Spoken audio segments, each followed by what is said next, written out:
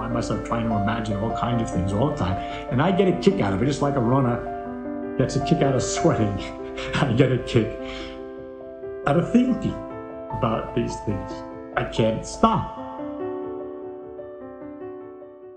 Olá a todos, o meu nome é Miguel. E eu sou o Eugénio e hoje vamos falar sobre matemática pela primeira vez. Não é, Miguel? Foi o Miguel que sugeriu este tema. Vai ser mais concretamente sobre o quê? Portanto, nós hoje vamos discutir se a matemática é uma invenção criada pelos humanos ou se fomos nós que a fomos descobrindo ao longo da história, não é? Uhum.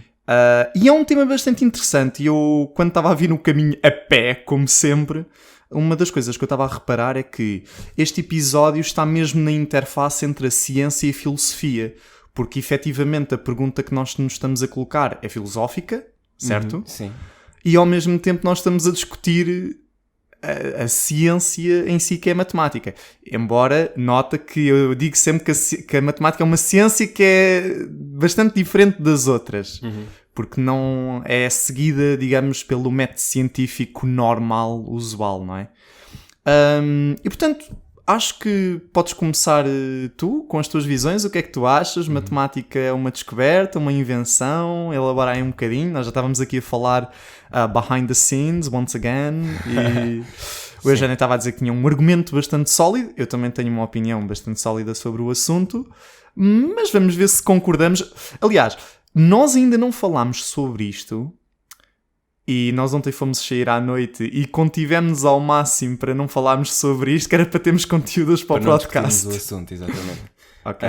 Mas tu disseste que, pronto, eu tenho uma opinião que é sólida. Não é tanta questão de ser sólida, é que eu acho que é bastante simples. Para mim é bastante simples. A matemática em si não é uma criação, é uma descoberta. Faz parte, a matemática em si faz parte da natureza do universo. O que é que acontece? O que é a invenção é a linguagem que é utilizada.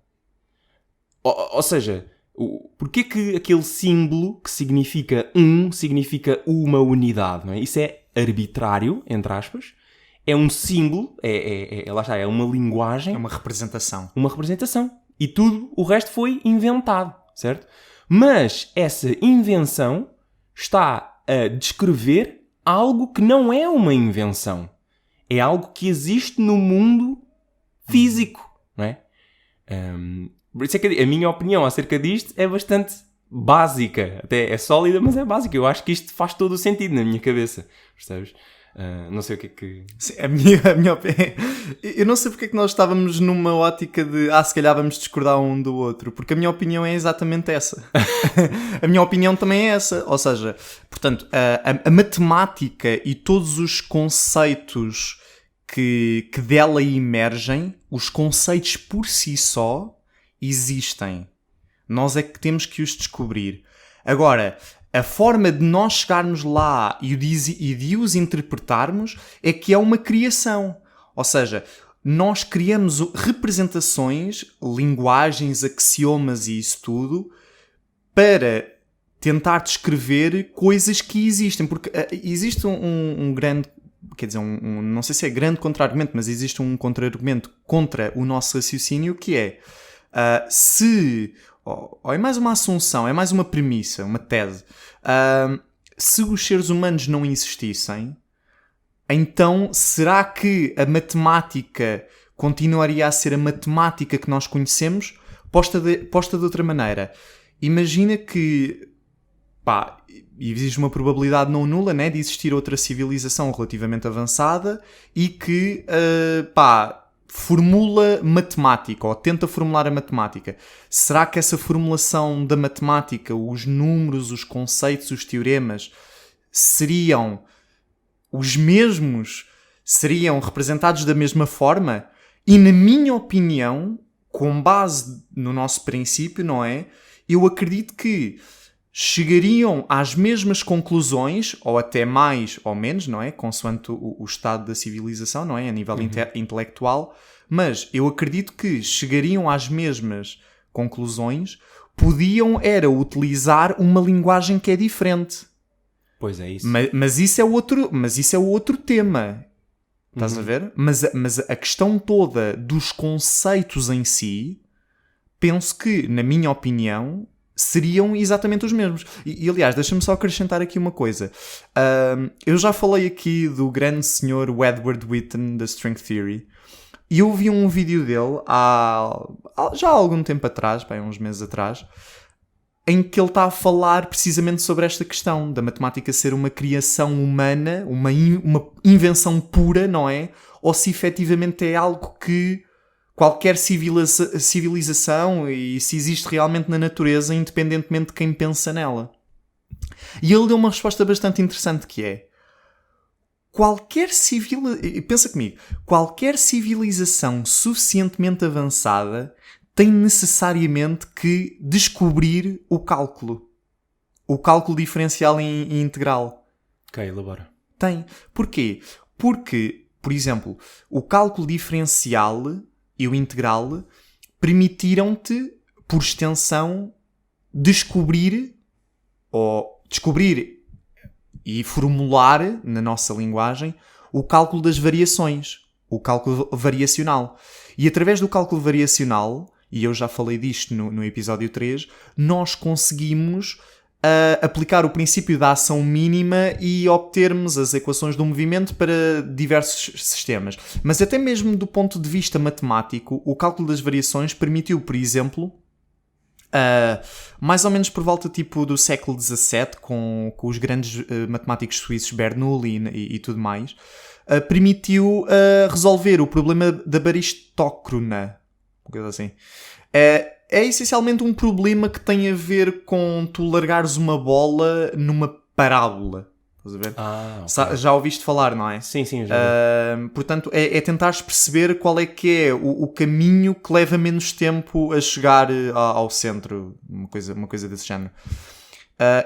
E, portanto, obviamente que associado ao cálculo das variações e tudo mais, nós vamos cair necessariamente, ou melhor, com essa utilização nós conseguimos e começamos a conseguir conceber formas de construções diferentes. Ou seja, os engenheiros civis apoiam-se no cálculo, percebes? Apoiam-se em todas estas questões, e obviamente na física, não é só uma das forças tem que ser toda nos vários pontos e tudo mais. Eu não percebo de engenharia informática, mas é literalmente a única coisa que sei, não é? E que faz sentido, que aquilo tem que estar sempre tudo em equilíbrio mecânico. E portanto, com isto ele quer dizer que se uma civilização suficientemente avançada tem que necessariamente deparar-se com o cálculo por forma a conseguir conceber e evoluir a nível de engenharia. Estás a perceber? Ok. Eu não sei se concordo 100% com isso. Então. Porque imagina, já existia engenharia antes de existir a formulação formal do cálculo. Ou seja, já se construíam edifícios, já se construíam barcos, já existia engenharia. Ou seja, e aqui também não tem a ver sequer com a aplicação da matemática em si a coisas externas, ou pronto, a engenharias ou a outras ciências. Tem mesmo a ver com o conceito da matemática em si. Percebes? Porque imagina, um bom contra-argumento à questão da matemática ser uma descoberta e não uma invenção é a questão... Isto nós, se calhar, agora vamos entrar num tópico que não está no parâmetro deste podcast, mas pronto, que é: tu não sabes aquilo que tu não sabes. E se tu não sabes aquilo que não sabes, pode haver outra... Imagina, 1 mais 1, a certo ponto, pode não ser igual a 2. Percebes? Desculpa, só uma correção. Era braquistócrona. Braquistócrona. Yeah. Ok. Boa. Sim, mas Ou seja, isto tem a ver com o nível, as limitações da tua consciência. Nós já tínhamos falado sobre isto num outro episódio, que é, ok, 1 mais 1 é igual a 2, isto é independente da formulação que nós damos àquilo, né? Independente dos símbolos e da linguagem que utilizamos, 1 mais 1 é igual a 2. Podemos dar nomes diferentes, podemos dar representações diferentes, mas 1 mais 1 é igual a 2. O conceito em si. Exatamente, se tu tens 2 unidades de alguma coisa, se tu tens 2 livros, se tens um livro mais um livro, tens 2. Mas a questão é, tu não sabes até que ponto é que isso é efetivamente o que é. E, imagina, tu há pouco disseste, se os seres humanos não existissem, se a matemática continuava a existir da mesma forma, e essa é que é a questão. A questão é que nós não sabemos. A questão é que não há maneira de tu saberes. Claro que sim. Por isso é que eu disse acredito. Pois, exato. É uma crença, percebes? Exato, é isso. Porque estas questões nós estamos a falar... nós estamos a falar precisamente do que é possível nós não sermos capazes de saber. Estás a ver? Exatamente. Deixa-me só fazer uma resposta àquilo que tu estavas a dizer.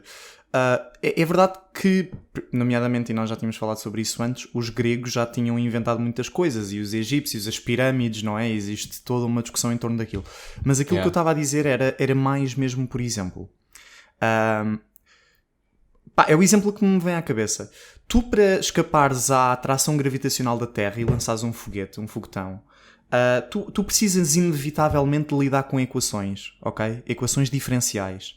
E essas equações diferenciais, como o próprio nome indica, vêm com derivadas, que é um conceito do cálculo diferencial. Portanto, eu não sei se cheguei a dizer há bocadinho, mas a minha ideia era uma civilização suficientemente avançada e com poderio tecnológico, estás a perceber? Porque a questão toda da matemática e das suas aplicações às outras ciências portanto, permite haver um progresso a nível de engenharia. Ou seja, eu não estava a invalidar ou estava a dizer que nós precisávamos mesmo da matemática para fazer engenharias ditas rudimentares ou mais primitivas. Eu estou a dizer é que se nós queremos ser ou se uma civilização quer ser suficientemente avançada, e agora se calhar estou a traduzir melhor a ideia dele, se uma civilização pretende ser suficientemente avançada, então tem que necessariamente apoiar-se no cálculo. E isto é inevitável, percebes? Porque sem o cálculo e as suas aplicações, nós não estaríamos aqui. Definitivamente, percebes? Porque a física é guiada, é descrita toda em termos de equações diferenciais, ordinárias ou parciais. E portanto, sem isso, de certeza que nós não estávamos aqui com um microfone, com um computador. Era mais isso, estás a ver? E eu concordo contigo, claro que já existiam coisas antes. E estavas a dizer, desculpa, isto foi mesmo um à parte. Não, sim, pronto, formulaste um pouco melhor agora, eu concordo. Independentemente da representação que eles dessem aquilo, eles tinham de criar algo que estivesse a mapear o que é o cálculo diferencial, certo? Exatamente. O enquadramento poderia ser diferente. Quando eu digo enquadramento, é a linguagem, digamos, a forma de pensar. Mas eu acho que, digamos, as regras lógicas em si teriam que ser, se não iguais, muito parecidas. Mas nunca se sabe. Então, nós não sabemos, por exemplo, não é? A matemática é construída sobre si própria, não é? E na base nós temos axiomas, que são no fundo suposições. São as premissas. Ok. Então, se isso fosse... Isto sou eu a fazer papel do outro lado. Então, isso significa que essas suposições poderiam ser diferentes. Poderiam ser outras. Isso não implica no que é a matemática em si mesmo? Estou a perceber.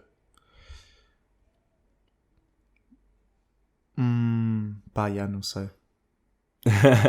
Porque imagina, isto também é um argumento válido, que é, se no início de tudo existem suposições que têm de se fazer, que são, pronto, lá está, que poderiam ser outras, não é?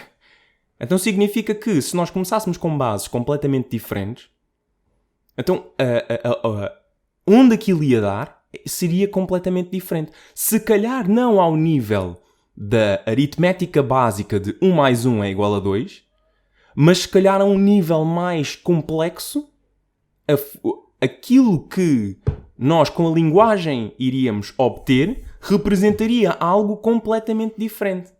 Percebes? Sim, estou a perceber. Ok, então, pois, é uma pergunta muito interessante. Lá está, se essa civilização alternativa empregasse uma lógica muito parecida à nossa, eu acredito que a matemática, portanto, a construção matemática seria muito parecida. Aqui o meu problema é tentar perceber, e nós não vamos sair daqui, não é? Não há uma resposta, mas o meu problema é tentar perceber se portanto, se essa civilização utilizasse uma lógica por algum motivo completamente diferente daquela que nós admitimos como sendo correta, então isso implicaria uma nova formulação da matemática em si, mas as descobertas teriam que ser universais. Ou seja, é como se, imagina, tu tens duas civilizações, estás a perceber? Uma está a edificar de uma maneira, está a construir um prédio, e esta está a construir um prédio ao lado. Estás a ver?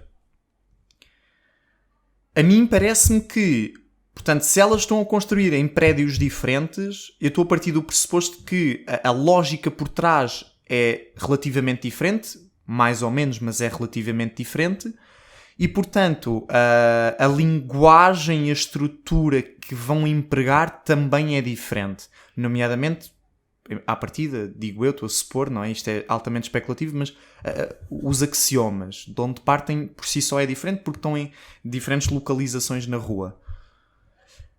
Epá, eu acho que aquilo que poderia acontecer era que essa civilização poderia descobrir coisas da matemática que a outra não descobrisse e vice-versa. Estás a ver? Sim. Podia acontecer isso. Ou também podia acontecer isso, mais algumas interseções. Portanto, chegassem a algumas conclusões que fossem parecidas. Deixa-me ver se eu percebi e se é o mesmo que eu estava a pensar também. Quando eu fiz a pergunta, a resposta que eu tinha para mim próprio quando eu fiz a pergunta é que se os axiomas fossem diferentes, não é que eles iam estar a inventar uma matemática diferente, mas eles iriam estar a descobrir outros aspectos da matemática e se calhar a visão que eles tinham do que é a matemática até poderia ser completamente diferente da nossa, mas não porque a matemática foi inventada para eles e inventada para nós e por ter sido inventada nos dois casos é diferente, mas simplesmente porque eles, com a linguagem deles e com o enquadramento deles, estão a ver a realidade com lentes diferentes das nossas. Concordo contigo. Certo? É a mesma coisa que nós estarmos no hemisfério norte a apontar com um telescópio e conseguimos ver a estrela polar, e no hemisfério sul estão eles a ver outras constelações que nós aqui não conseguimos ver. Sim. Ok. Sim. Então, mesmo. mas dirias, tu disseste há pouco, é uma crença e agora é fazer o exercício de porquê que é uma crença e será que tem mesmo de ser uma crença? Ou será que nós conseguimos... Porque eu sinto intuitivamente que não é bem só uma crença. Bem, mas isto sou eu a querer, tipo, é o cope, estás a ver? Provavelmente é uma crença, isto sou eu a tentar racionalizar a minha crença. Porque lá está, é aquela questão. Tu não sabes...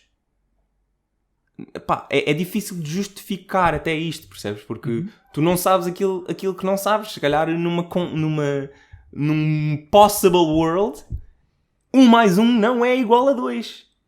Sim, certo? sim. Aliás, exatamente, tu não consegues pensar mesmo... Não sei, tu se calhar consegues fazer algum paralelismo com a física ou com outra questão matemática também, porque tu tens muita proeza matemática por causa do teu curso. Não. Porque, pronto, nestas questões, muitas vezes há paradoxos, mas que são coisas que são possíveis à mesma, não é? É a tal questão de, pronto, isto corrige-me se eu estiver errado, mas no mundo quântico uma partícula pode existir em 2 estados ao mesmo tempo e sei lá, isso pode parecer paradoxal e não fazer sentido com aquilo que nós intuitivamente achamos que é o que é concebível, e pode ser o mesmo caso, nós podemos achar que não é concebível 1 mais 1 ser diferente de 2, não a linguagem em si, mas fenomenologicamente nós podemos achar inconcebível 1 mais 1 ser igual a 2, mas sei lá, eu não sei, não é? Pô, se calhar acontece. Deixa-me acrescentar aqui uma coisa bastante interessante. No outro dia estive a falar com um professor meu lá da faculdade e estávamos a falar dos computadores quânticos. E uma propriedade engraçada dos computadores quânticos é que eles são altamente estocásticos. Portanto, eles guiam-se pelas probabilidades e, digamos, de certa maneira, pela aleatoriedade quântica, não é? Ok. Pronto. Portanto, a grande diferença entre um computador normal / clássico é que é em termos de bits, 0 ou 1. No caso dos computadores quânticos, são qubits, quantum bits. E, portanto, eles podem estar no 0 ou 1 de forma sobreposta. Ok. É essa a diferença. E então, porquê é que eu estou a falar nisto? Porque nós estávamos a falar sobre os computadores quânticos e o meu professor estava a dizer que, já agora, era o professor António Silva, se nos estiver a ouvir, grande abraço. Foi uma grande conversa, já estávamos, eu pessoalmente já estava assim um bocadinho tocado, mas pronto. Ele disse-me uma coisa bastante interessante, que é, um computador quântico, quando faz a operação de 2 mais 2, por exemplo, não é necessariamente 4. Existe a maior parte, digamos, do computador diz-te que é igual a 4, mas tu tens ali uma distribuiçãozinha de valores que não é sempre 4. Ele depois dá-te o resultado 4 porque é o valor onde a distribuição está mais centrada, ok? Mas há partes que te diz que 2 mais 2 é igual a 5. 2 mais 2 é igual a 3,5. Okay. E é bastante interessante. Ok. A minha pergunta em relação a isso é... Boa, ainda bem que disseste isso. A minha Provavelmente não vou saber responder, mas sim. Mas podemos pensar em conjunto. A razão pela qual isso acontece, ou seja, entre aspas, em algumas situações 2 mais 2 é igual a 5, nesse contexto, isso acontece porque isso está a representar a realidade, ou a nossa concepção, a forma como nós formulamos matematicamente 2 mais 2 ser igual a 5 é que é a realidade, e o computador quântico está a fazer algo que não é uma representação da realidade, é só uma ferramenta para chegar à resposta real. Percebes? Uhum. Aqui a questão é essa. Tipo, o que é efetivamente a representação que melhor representa a realidade? É o cenário em que é possível ser igual a 5, ou é o cenário em que só pode ser igual a 4? Uhum. Percebes? Sim. Não tens resposta? Para mim é 4. Para mim é sempre 4. Pronto, é isso, mas lá está. Why? É um bocado o argumento que tu estavas a dizer, quer dizer, por tudo aquilo que nós vemos à volta, e lá está. Porquê é que eu estou a dizer isto? Tudo aquilo que nós vemos à volta, bem, é altamente especulativo tu trazeres para estas questões outras possibilidades que nós não temos maneira de conceber ou de ver diretamente. Estás a ver? Nós sabemos que em toda e qualquer circunstância 2 mais 2 é igual a 4. Agora, porquê é que os computadores quânticos fazem isso? Eu não faço a mínima. A questão é essa. Porque eu não tenho conhecimento de computação quântica, embora eu saiba da parte teórica da mecânica quântica, eu não tenho um conhecimento suficientemente bom de computação quântica para te saber responder a isto. Bora do ChatGPT. Queres fazer isso? Eu, por acaso... eu estava a pensar nisso também. Aqui a pergunta é: was math created or discovered? Tu já foste lá, seu maroto. Mas é uma boa pergunta, não é? Eu acho que tu podes perguntar. É assim, não tem mal nenhum ser em inglês, mas podes perguntar em português, ele dá-te respostas também tranquilas. Ok. É só para não estarmos aqui a misturar línguas. Ok, então eu vou fazer isso num instante. Ok. Portanto, mais uma vez, vamos à nossa rúbrica Pergunta ao ChatGPT. Portanto, Ok. o Eugénio vai agora fazer uma pergunta, vai efetuar uma pergunta. Elabora lá uma frase que o gajo responda como deve ser. A matemática é uma criação ou uma invenção humana? Que estupidez, é a mesma coisa. Isso foi o mesmo que disseste Foi o ontem. que eu disse. A matemática é uma invenção humana ou é efetivamente uma descoberta? Sei lá. Matemática é uma invenção humana ou uma descoberta? Queres ler? Pode Dá-lhe. ser. Portanto, neste momento, o ChatGPT está aqui a formular a sua resposta, não é? Podes começar a ler. Seu Large Language Model. Let's go. Ok. A questão da matemática... Adoro. A questão de a matemática. A questão da matemática ser uma invenção humana ou uma descoberta é objeto de debate entre filósofos e matemáticos há muito tempo. Não existe um consenso definitivo sobre o assunto, mas há diferentes perspectivas que podem ser consideradas. Por um lado, alguns argumentam que a matemática é uma invenção humana. Afirmam que os seres humanos criaram os conceitos, as definições e as regras da matemática para descrever e entender o mundo ao seu redor. Segundo essa visão, a matemática é um sistema criado pelos humanos para organizar e manipular ideias abstratas. Por outro lado, existem aqueles que defendem que a matemática é uma descoberta. Argumentam que os princípios matemáticos são verdades objetivas que existem independentemente da mente humana.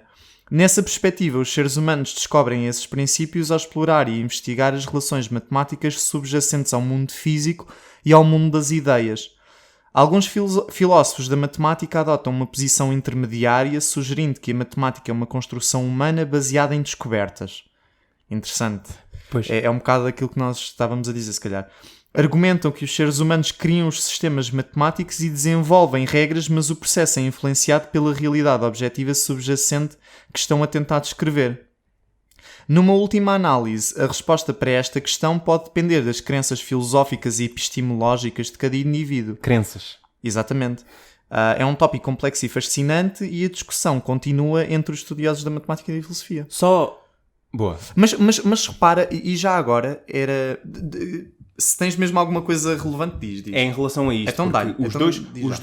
Os parágrafos que defende que está a explicar sobre os que defendem que a matemática é uma invenção, eles parece que estão a falar, eles parece que estão a dizer que a linguagem em si é que é a matemática, enquanto que os outros estão a dizer que a linguagem, a matemática não é reduzível à linguagem. A matemática é o que é real, é o que está efetivamente a acontecer no mundo. Ou seja, estes dois argumentos parece que estão a falar de coisas diferentes. Sim. Eles não são estão duas a definir... perspectivas diferentes daquilo que é a matemática. Exatamente, eles não estão a discutir sequer se a matemática é uma coisa ou outra. Eles estão a definir de forma diferente o que é a matemática. Uns definem que a matemática é a linguagem, os outros definem que a matemática são os fenómenos. Exatamente.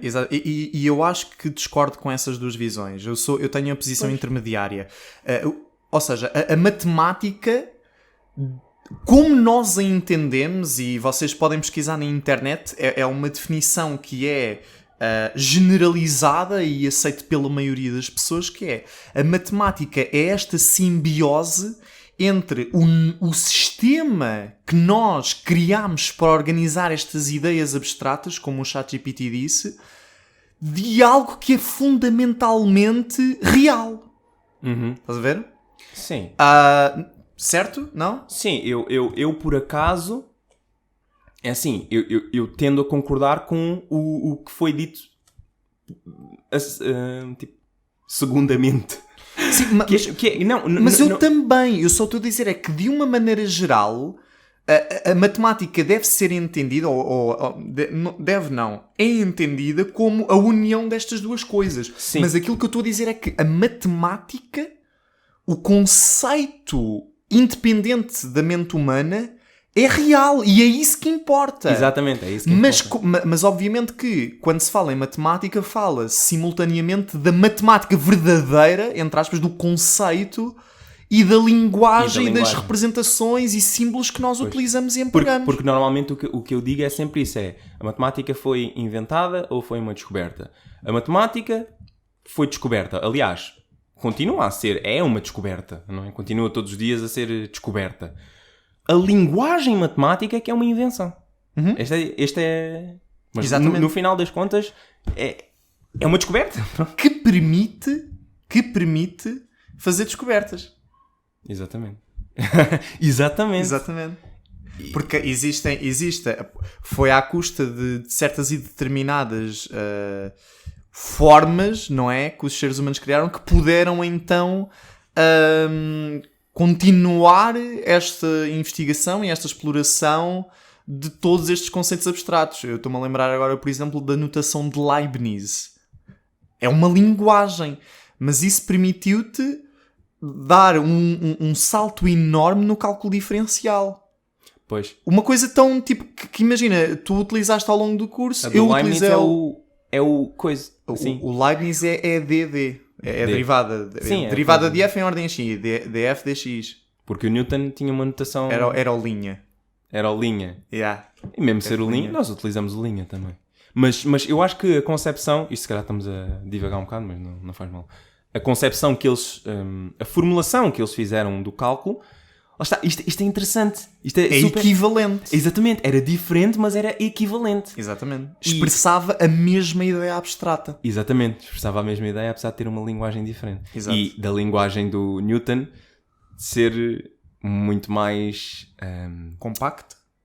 é mais difícil. Ou... Não sei. Epá, imagina, para mim é muito melhor a de Leibniz porque tipo, tu vês tudo a acontecer. A de Newton parece tipo. É compacta, mas engola ali um bocado o conceito. Tipo, imagina, quando tu tens uma função que é uma função composta, a de Leibniz é naturalmente melhor para tu aplicares a regra da cadeia. Certo? Ai, a regra da cadeia. Aí aquilo que tu já não usas, não é? Seu corporate, seu corpo. Pois é. Tu ainda usas isso no teu dia-a-dia, a regra da cadeia. Sim, claro. Claro, para o nosso de cada dia. Qual é Nós tínhamos falado no outro dia, já há algum tempo, tu há bocado torceste o nariz quando eu disse isto, mas tu para a tua tese e para o teu curso e para as coisas que fazes, tu precisas ter um nível de matemática super avançado. Eu acho que depende daquilo que tu consideras como super avançado. Pá, para os matemáticos provavelmente é elementar. Para os físicos, se calhar não é assim tanto. A minha opinião é que eu utilizo ferramentas matemáticas que não são intuitivas e não são triviais na linguagem das pessoas de matemática. Então, como podem ver, isto é trivial. Exatamente. A prova é trivial e deixada para trabalho de casa. Eu posso dar em nomes concretos. Eu agora à partida vou utilizar, vou andar a explorar uma teoria geométrica da gravidade, não é? Como aquela que eu utilizei na minha tese de mestrado, mas com base na geometria de Weyl. Eu ainda não sei muito bem o que é isso, mas a mim parece-me que é uma geometria que generaliza um pouco a geometria que eu utilizei para a minha tese de mestrado, que é a geometria de Riemann. Que também está subjacente à relatividade geral. A geometria de Weyl é uma geometria mais geral e que tem como um dos seus casos limites a geometria de Riemann. Portanto, tens que pensar que a geometria de Riemann é um conjunto muito grande e, em particular, dentro desse conjunto está a geometria de Riemann, que é a geometria da curvatura por excelência. É a geometria da curvatura. A geometria de Weyl é mais estranha. É mais estranha e envolve um conceito que as pessoas lá em casa podem pesquisar, que é a não metricidade. Portanto, é o facto de eu fazer transporte paralelo. Imagina, vocês desenham uma curva. Desenhamos uma curva, não é? Assim. Apontamos um vetor para cima sempre dessa curva. A não metricidade diz-nos que o tamanho desse vetor, a norma desse vetor, não é constante ao longo dessa curva. E isso é um conceito bastante estranho, porque na geometria de Riemann esse tamanho é sempre constante. Portanto, não muda ao longo da curva. Aquilo que muda na geometria de Riemann é precisamente a orientação dos vetores, quando fazemos uma coisa que é o transporte paralelo. E esse conceito é bastante engraçado. Porquê? Eu acho que este é um momento fixe para tu meteres no Reels, e nós estamos a distanciar-nos um bocadinho do tópico, se calhar vamos voltar. Mas imagina, tu quando tens aqui um plano, não é? Começas com um vetor aqui, neste ponto, deslocas, no meu caso vou deslocar para a direita, ok? E agora vou deslocá-lo para cima, ok? Ele fica assim, olha aqui, olha como é que ele está. É importante que tu vejas. Agora, eu vou partir daqui e vou fazer assim, para cima, e agora para a direita. O que é que aconteceu? É igual. E o mesmo ponto. Quando vai para o mesmo ponto, o vetor é igual. Quer tu vás da direita para a direita e depois para cima, ou para cima e depois para a direita. Porquê? Porque esta mesa, de uma maneira muito bem aproximada, é plana. Não tem curvatura. Sim. Para ser bastante preciso, Yeah. é aproximadamente plana. Sim, porque irregularidade. Vamos fazer o mesmo com a minha garrafa. Eu vou deslocar para a direita, ok? E agora vou para cima. Estás a ver onde é que eu vou chegar, não é? Fico com o dedo nesta posição. Agora vou fazer o contrário. Vou para cima e depois para a direita. Vou para cima e depois para a direita. O que é que acontece? Os caminhos, eu fiz 2 caminhos que no espaço plano eram equivalentes, e agora aqui vou ter um vetor no mesmo ponto com uma, digamos, abordagem e outro com outra abordagem. O tamanho do vetor não muda. O que muda é a orientação. E é esta diferença... estás a ver? É esta diferença entre a orientação dos vetores àquilo que rigorosamente chamamos de curvatura. É assim que nós chamamos de curvatura. É esta diferença entre o transporte paralelo de uma maneira e de outra. Ok, tu acabaste de definir curvatura? Acabei de definir curvatura.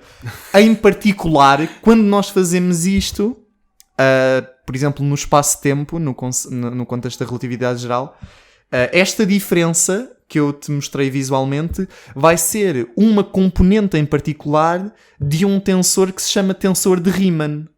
E esse tensor de Riemann é o tensor cujas entradas dizem-te qual é que é a curvatura associada a este transporte paralelo. Estás a ver? Eu fiz para a garrafa com 2 direções, mas imagina agora um espaço a 4 dimensões. Vais ter que fazer aquelas combinações todas, estás a ver? Sim. É giro. É giro, muito interessante e bem explicado. Eu agora vou ter de fazer 30 por uma linha para desenhar ou representar isto através de um Reels, mas vamos a isso. Eu mando-te umas imagens. E também eu gostava só de comentar que isso é tudo muito bonito, começares aí a falar sobre estas coisas e é muito interessante, mas tenho a dizer-te que perdemos alguma audiência. Não estás confiante? Não estou confiante. Porque já tive pessoas a dizerem-me que fogo pá, tive de parar de ouvir o podcast a meio porque o Miguel começou a falar e eu não percebia nada do que o gajo estava... Estás a gozar? Juro, meu. Quem é que te disse Quem isso? me disse isso foi o Miguel Pinto. Maroto. E ele disse que estava no trabalho a ouvir. Já agora shout out. Shout out. E pronto, teve de pausar porque tu estavas a falar de coisas que ele não estava a perceber. E ele preferiu pausar, pelo menos preferiu pausar para ouvir como deve ser e perceber, não é? Mas, arriscado. Mas acho que fazes bem. Eu ia-me falar sobre qualquer coisa há bocadinho, mas entretanto nós divagámos e eu esqueci-me completamente. Mas era ainda sobre o... Mas ainda era sobre aquilo... já me lembro! Sobre a questão da matemática ser uma criação. Eu há relativamente pouco tempo, portanto, eu sempre tive esta visão que tu também partilhas.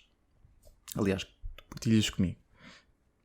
Só que eu há relativamente pouco tempo, ao ouvir o The Joy of Why, que é um podcast da Quanta Magazine, houve um episódio em que um matemático chamado Justin Moore,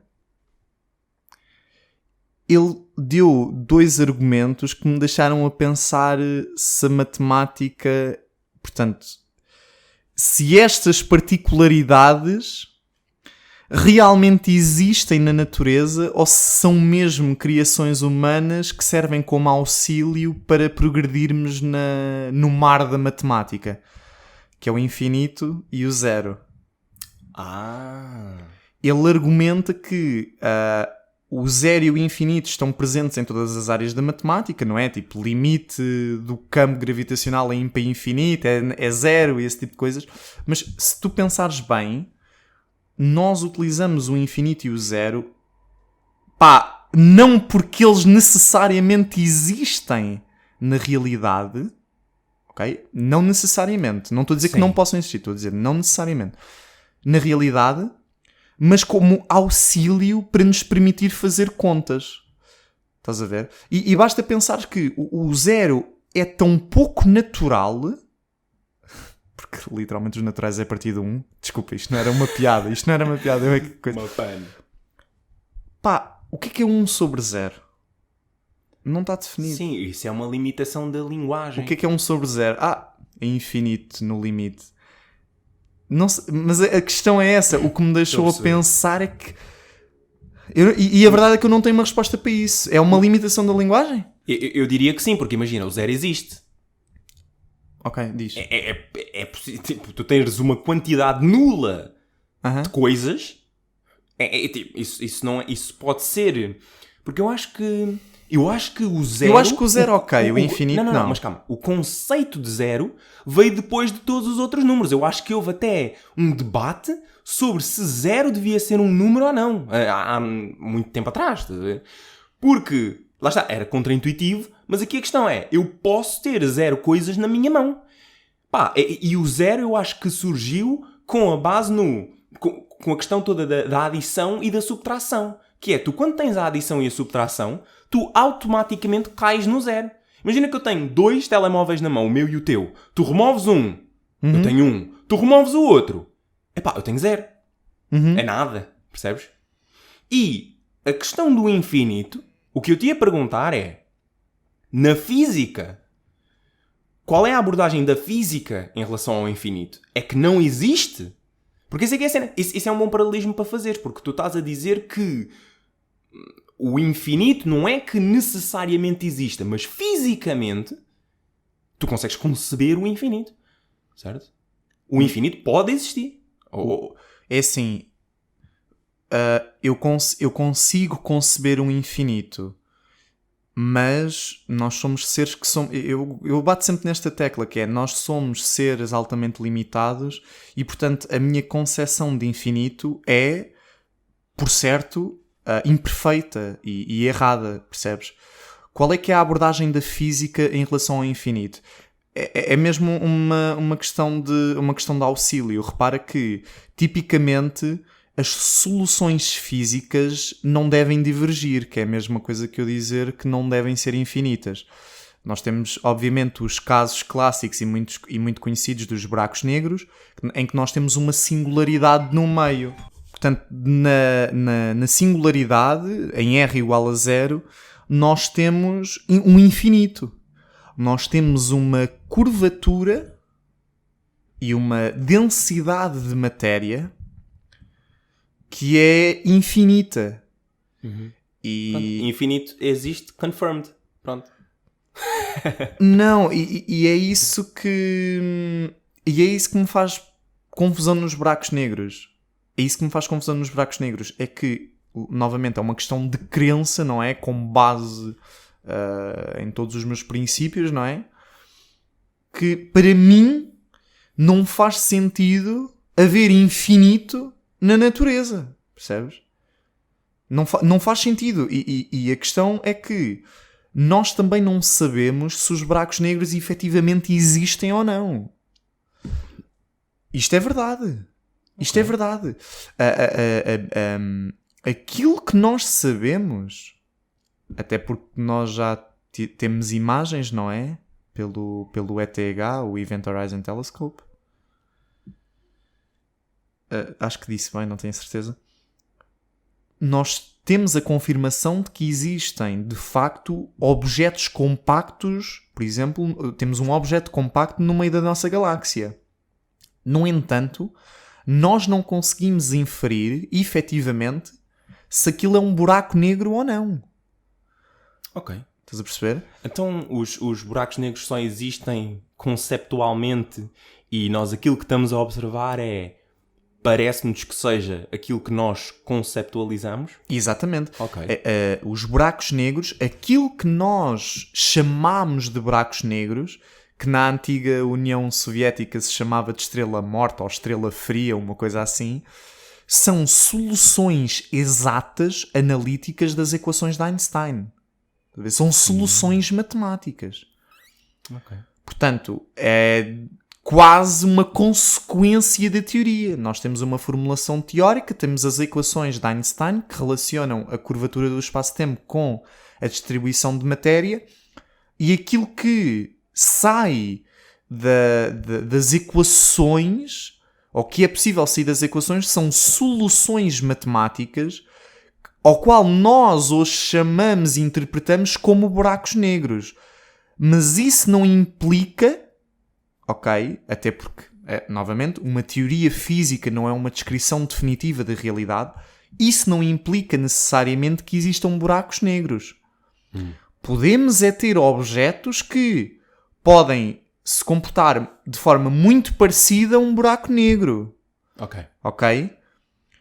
E nós hoje temos objetos compactos que são muito parecidos a buracos negros do ponto de vista conceptual e de, digamos, de observações daquilo que nós conseguimos ver mesmo, mas que não têm um infinito no meio, não têm singularidade.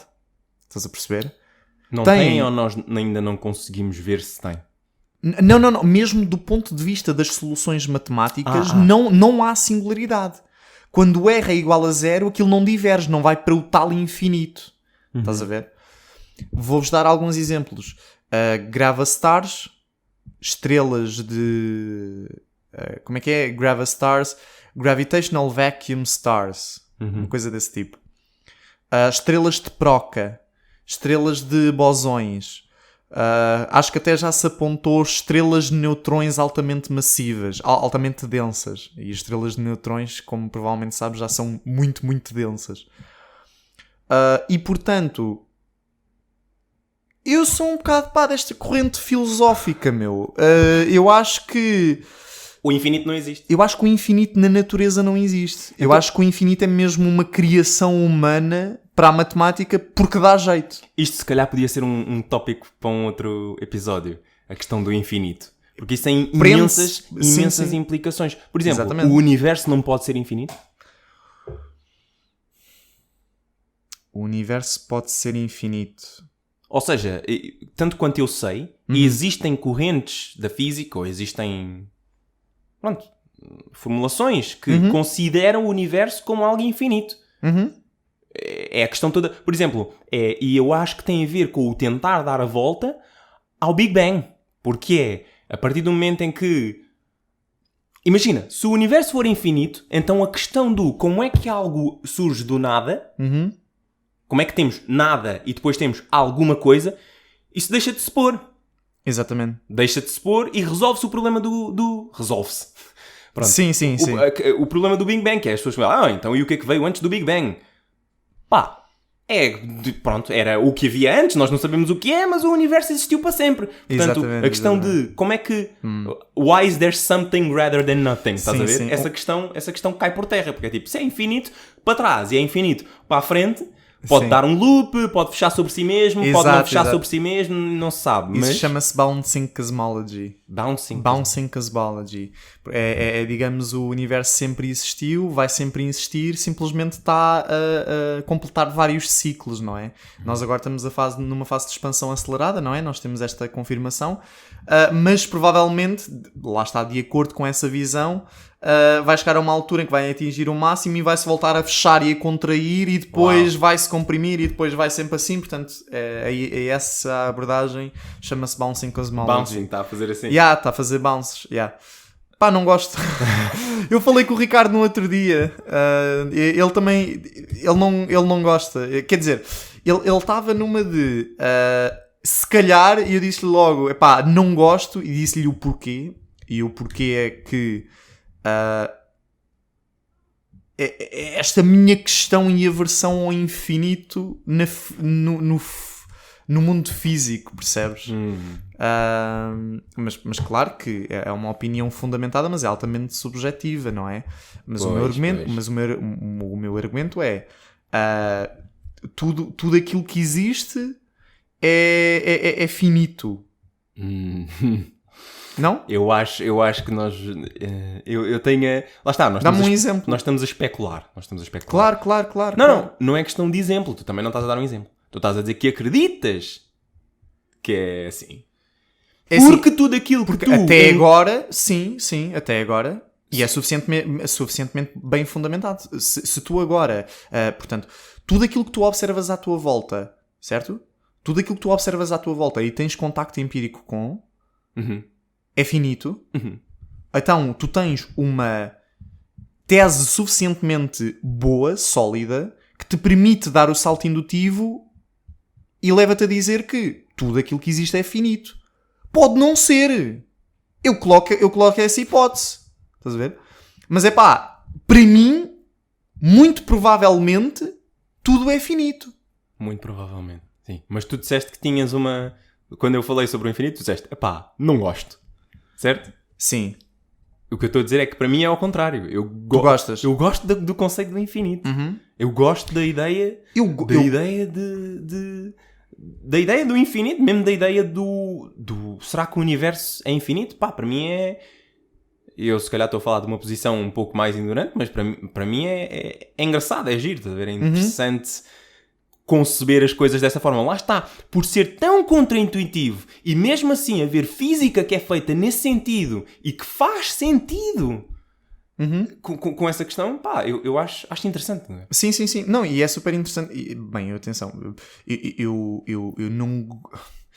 não gosto do infinito como sendo tratado como algo físico. Como algo físico. Eu gosto é do infinito quando ele me ajuda a resolver um limite ou uma coisa desse género. Eu gosto disso.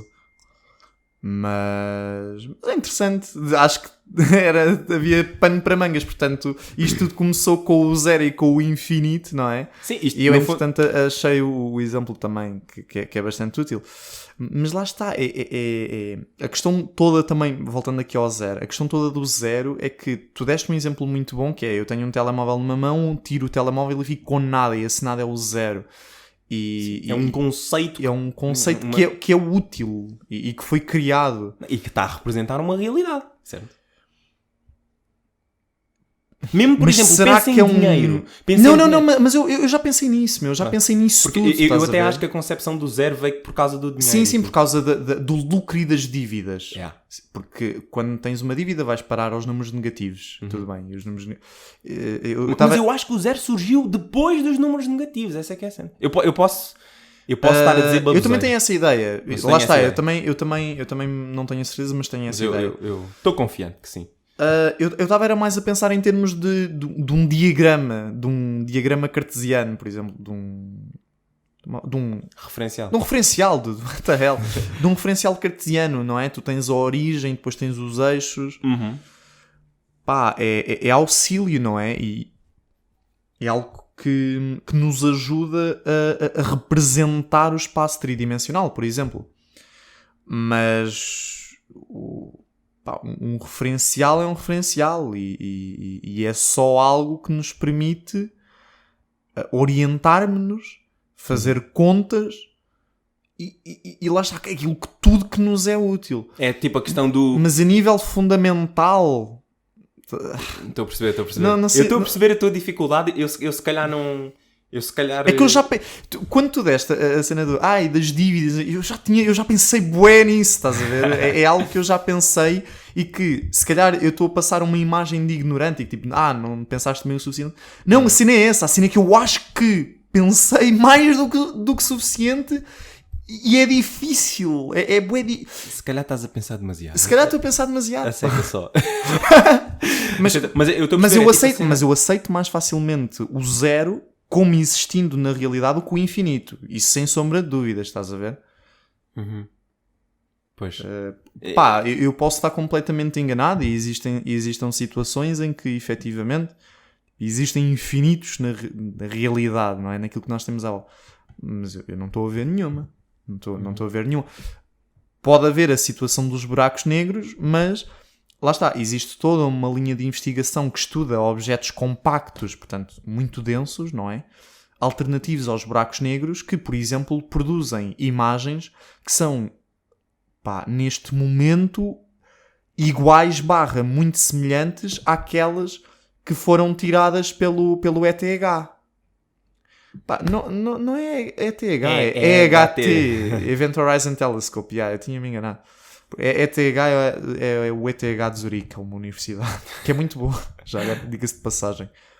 Mas da minha parte, acho que não tenho mais nada a acrescentar. Não sei se queres dizer alguma coisa. Não, eu... intrusive thought. Não, eu acho que... Estás confiante? Estou aqui para defender o infinito e falando mais sobre o tópico em si que nós... Pronto, o tópico do episódio, nós acabamos por concordar, não é? Eu sinto que nós temos de trazer tópicos que temos mais a certeza que vamos discordar.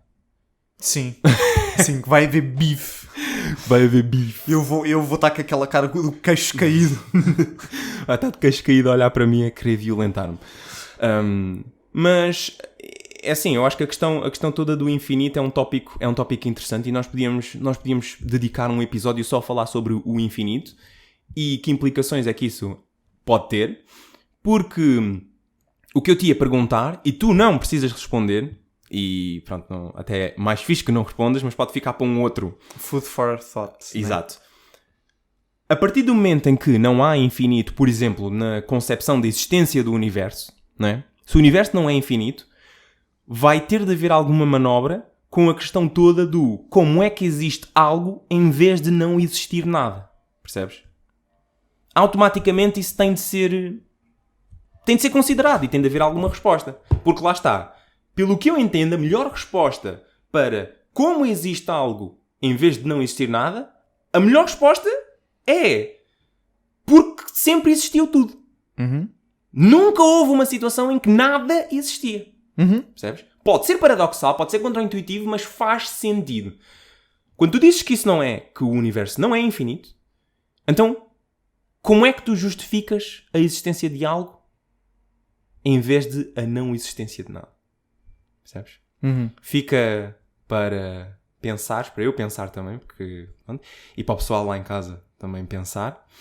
E pronto, com isto despedimos-nos de mais um episódio. Foi bem conseguido e gostei da conversa. E até à próxima. Tchau, tchau.